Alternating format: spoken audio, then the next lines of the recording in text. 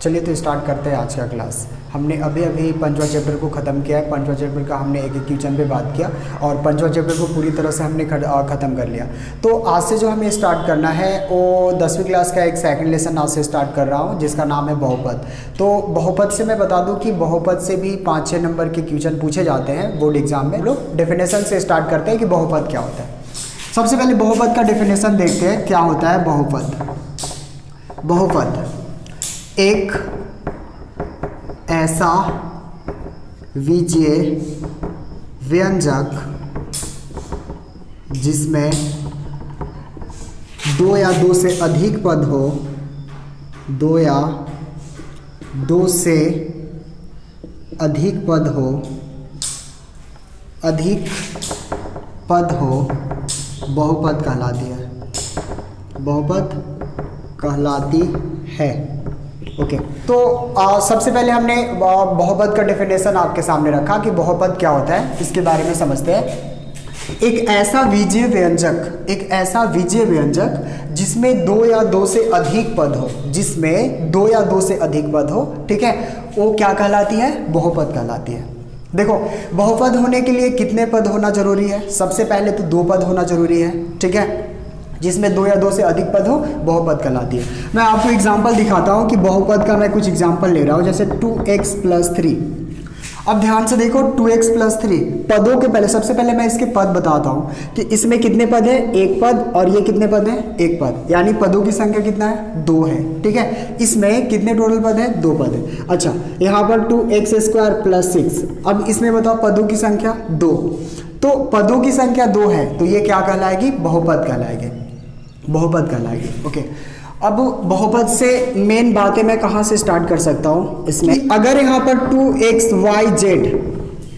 2xyz, इसमें total कितने पद है?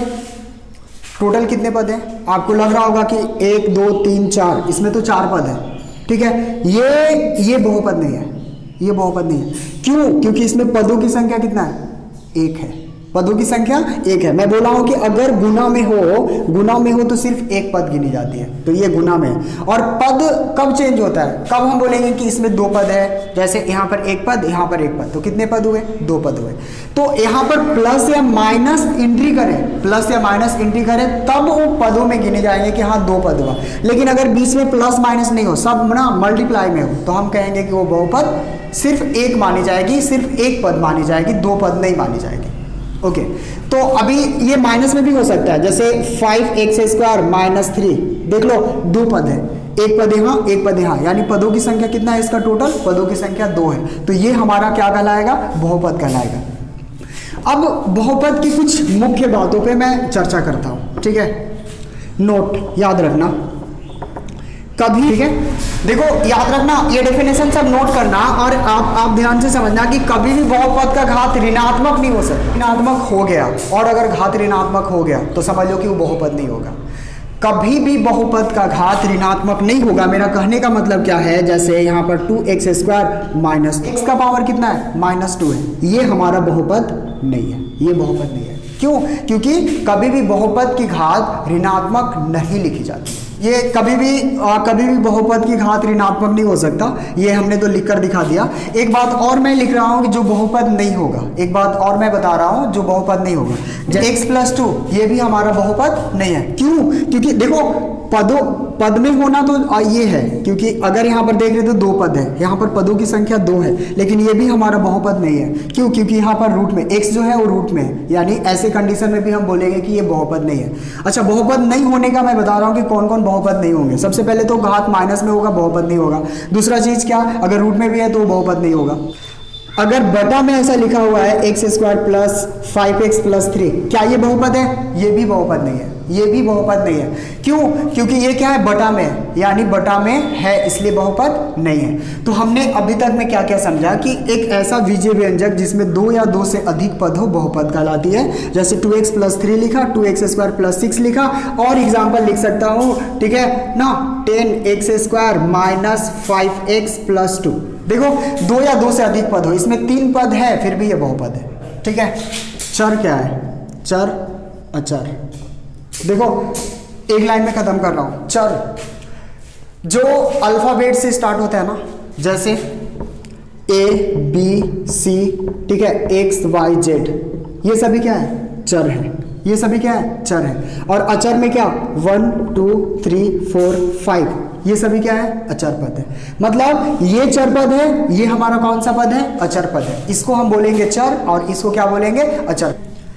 तो सबसे पहले रैखिक बहुपद, रैखिक बहुपद।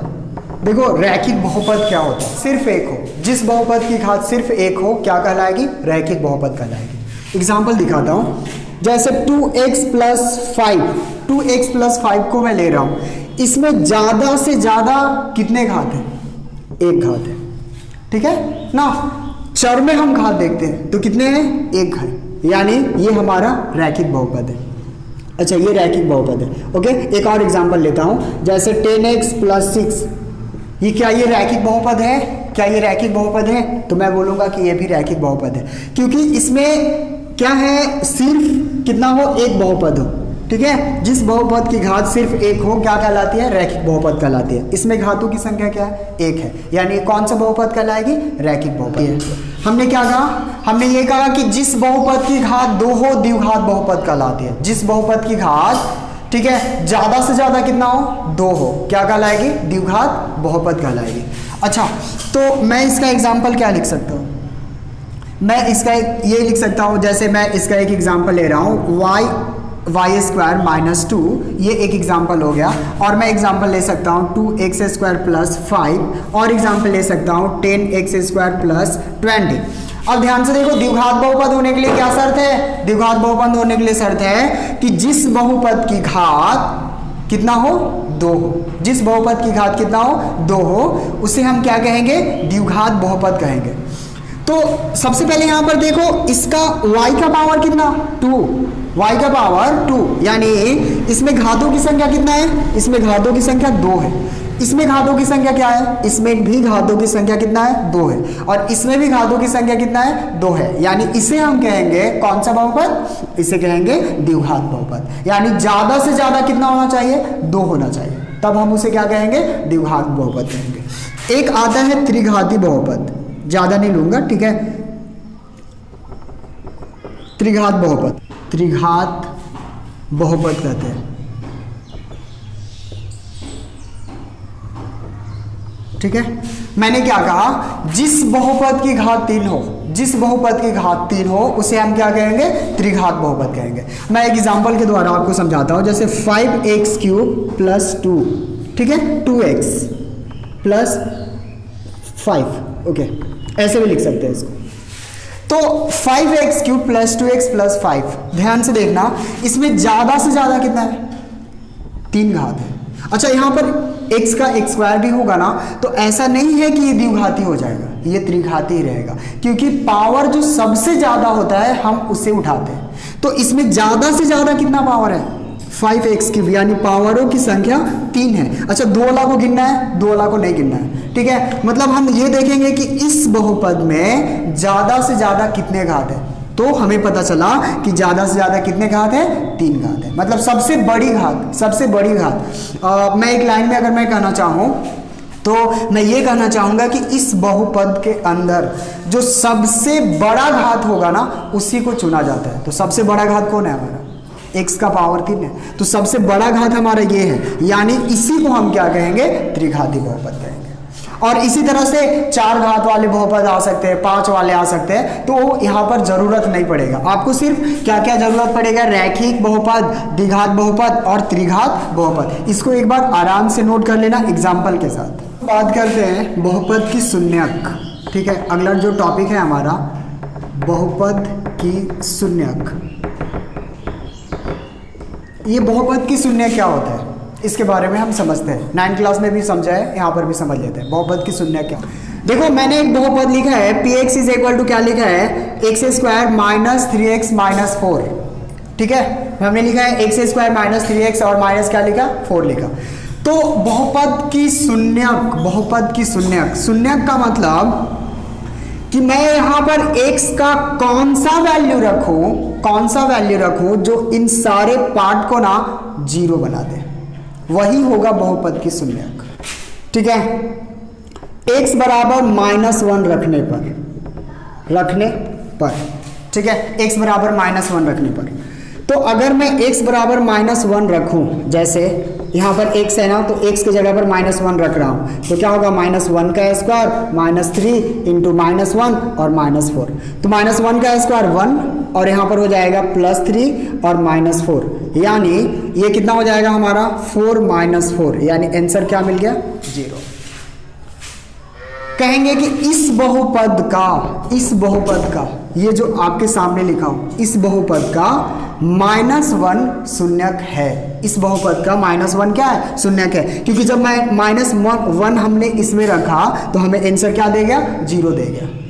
मतलब मोटी बात में अगर मुझे बोलना पड़े, एकदम सिंपल और साधारण भाषा में बोलना पड़े, तो मैं बोल सकता हूँ कि शून्यक हम उसे बोलेंगे कि जिस मान को एक बहुपद में रख देने पर, ठीक है, उसका वैल्यू क्या आ जाए, 0 आ जाए, तो हम कहेंगे कि इतना का मतलब इस बहुपद का -1 शून्यक है। मैं एक एग्जांपल इसका और लेकर दिखाता हूँ आपको। ये हमने ऐसे 9th क्लास में करा था, लेकिन यहाँ पर हम अलग तरीका से करेंगे। ऐसे एक और तरीका होता है गुणनखंड करके निकालना और वहाँ से फिर शून्यक पता कर लेना।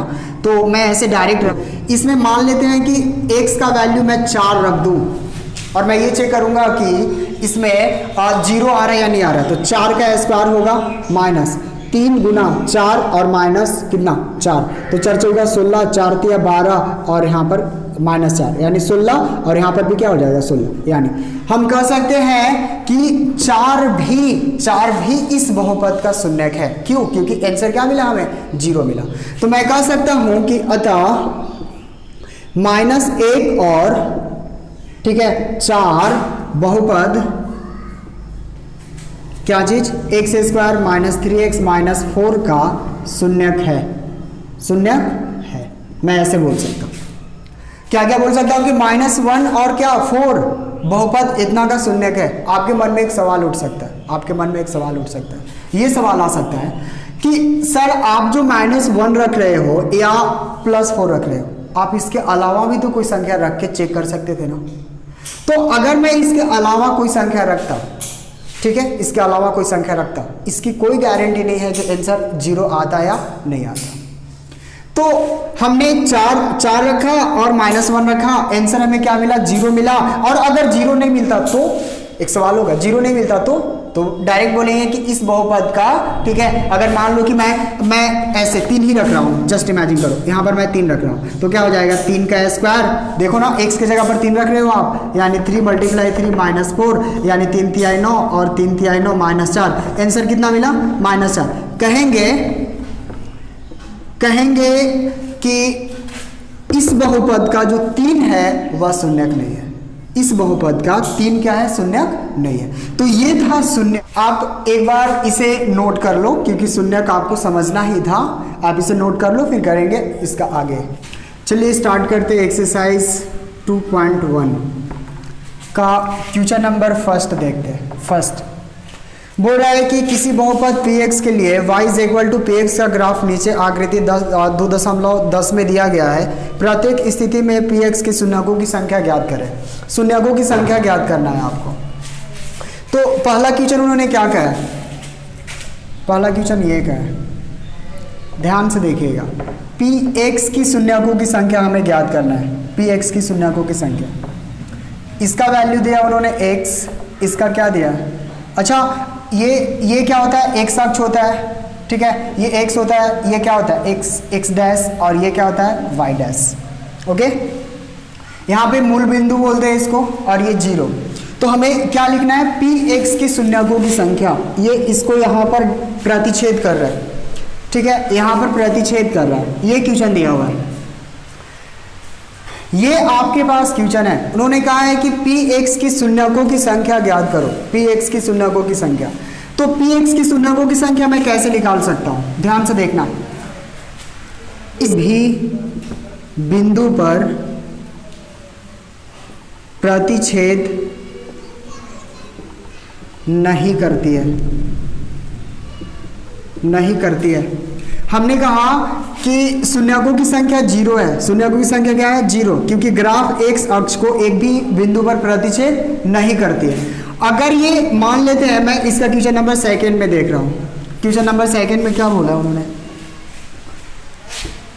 क्वेश्चन नंबर सेकंड देखो, ये तो y है और इसको हम x अक्ष कहेंगे और ये हमारा y अक्ष है, ये एक y होता है, ये y डैश होता है, ये x होता है, ये x डैश होता है, ये क्वेश्चन नंबर सेकंड। तो ऐसे काटा है, ऐसे काटा है, इसमें px की शून्यकों की संख्या कितना होगा, 1 होगा, क्योंकि x अक्ष को कितने बिंदु पे काटा जा रहा है, सिर्फ एक बिंदु पर काटा जा रहा है, चेक कर लो यहाँ पर, ठीक है, तो सिर्फ एक बिंदु पर। और अगर मैं इसको सिंपल शब्दों में ये कहूँ कि आपको शून्यक ऐसा फिगर दिया रहेगा और आपको शून्यक बोलेगा कि शून्यकों की संख्या बताओ, तो आप डायरेक्ट ये करना, एक्स वाला लाइन को देखना और उसको गिनना कि उसमें टोटल, अगर ये 1 पॉइंट पे काटे जा रहे हैं तो शून्यकों की संख्या 1 होगा, अगर ये 5 पॉइंट पे काटे जा रहे हैं, किसको, एक्स अक्ष को, अगर 5 पॉइंट पे काटे जा रहे हैं तो शून्यकों की संख्या कितना होगा, 5 होगा। तो शून्यकों की संख्या 0 है, क्योंकि ग्राफ एक्स अक्ष को एक भी बिंदु पर सेम टू सेम आपको यहाँ पर लिखना है, क्या लिखना है, शून्यकों की संख्या 1 है, क्योंकि एक्स अक्ष को, ठीक है, सिर्फ एक बिंदु पर काटती है, एक बिंदु पर काटती है, ठीक है। शून्यकों की संख्या क्या है, 1 है, शून्यकों की संख्या 1 है, क्योंकि एक्स अक्ष को सिर्फ एक बिंदु पर क्या करती है, काटती है, प्रतिच्छेद करती है। तो ये तो हमारा शून्यकों की संख्या 1 हो गया, इसमें शून्यकों की संख्या ये। तो अभी देखो बहुत सारे क्वेश्चन दिए हुए हैं, ठीक है, इसमें शून्यकों की संख्या 1, इसमें शून्यकों की संख्या कितना, 0। अब इसका आगे का पार्ट देखते हैं, ध्यान से देखो, सेम टू सेम यही बातें लिखने हैं ना सारे क्वेश्चन में। क्वेश्चन नंबर 3 आ रहे हैं, चलिए और करते हैं इसका क्वेश्चन नंबर 3, ठीक है, क्वेश्चन नंबर 3 देख लेते हैं। तो क्वेश्चन नंबर 3 में क्या है, इसमें भी आपको शून्यकों की संख्या बताना है, और अभी जो हमने हिंदी लिखा सेम टू सेम वही हिंदी आपको भी लिखना है। ये एक अक्ष बोलते हैं ना, तो x डैश और ये हो जाएगा y और y डैश। इस लाइन को x अक्ष कहेंगे, इस लाइन को y अक्ष कहेंगे, ठीक है। ये क्वेश्चन नंबर 3 में क्या है, ये ऐसे जाकर ना इसे ऐसे काट रहा है, तो px की शून्यकों की संख्या गिन लीजिए, एक यहाँ, एक यहाँ, एक यहाँ, कैसे लिखेंगे, की संख्या 3 है, आप क्या लिखोगे, शून्यकों की संख्या 3 है, क्योंकि x अक्ष को 3 बिंदुओं पर काटी जा रही है, आपको ये लिखना है। उसके बाद क्वेश्चन नंबर मैं 4 में आ जाता हूँ। 4 में उन्होंने क्या कहा है, 4 देखो ऐसे रखा उन्होंने, ऐसे, ठीक है, ये आपका 4 है, ये y और ये x डैश, ठीक है, y डैश। इसमें शून्यकों की संख्या गिनकर बताओ, x अक्ष को कितने बिंदुओं पर काटे जा रहे हैं, 2 बिंदुओं पर काटे जा रहे हैं, यानी px की शून्यकों की संख्या कितना होगा, 2 होगा, px की शून्यकों की संख्या क्या होगा, 2 होगा, या तो फिर आप वही लिख सकते हो जो मैं हिंदी में लिखवा आया हूँ। अच्छा, उसका क्वेश्चन नंबर 5 आ रहे हैं। 5 में देखो क्या बोला उन्होंने, सिर्फ आपको इतना याद रखना है कि एक्स अक्ष को कितनी बार काटी जा रही है, जितनी बार काटी जाएगी शून्यकों की संख्या उतना ही होगा। इसमें देखो 4 में गिनिएगा कितने बार इसको काटे जा रहे हैं, देखो एक यहाँ पर 1 2 3 4, शून्यकों की संख्या हमारा कितना है, 4 है। क्यों, क्योंकि एक्स अक्ष को ना 4 बिंदुओं पर काटी जा रही है, यानी शून्यकों की संख्या 4। क्वेश्चन नंबर आते हैं इसका 6, इसमें देख लीजिए, उन्होंने ऐसे किया, फिर यहाँ पर ऐसे जाकर फिर ऐसे मूव करा है, मतलब एक यहाँ पर, एक यहाँ पर, एक यहाँ पर, यानी इसका शून्यकों की संख्या कितना है, शून्यकों की संख्या 3 है। px के शून्यकों की संख्या 3 है, क्योंकि 1 2 3, और ठीक है, एक्स अक्ष को 3 बिंदुओं पर काटी जा रही है। कल का वीडियो में हम लोग एक्सरसाइज 2.2 लगाएंगे।